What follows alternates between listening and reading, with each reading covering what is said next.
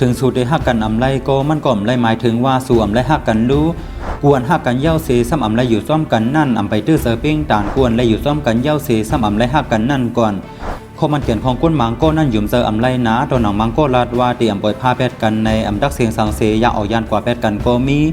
มังก็ย้อนฮักเขาหนาแลคำย้อนบันเขาหยอกแลนมังก็อำพัดแขนซี่ย้อนโกถูกเขาปล่อยผ้ากำลืนมาก็เลยถูกเขาหักหลัง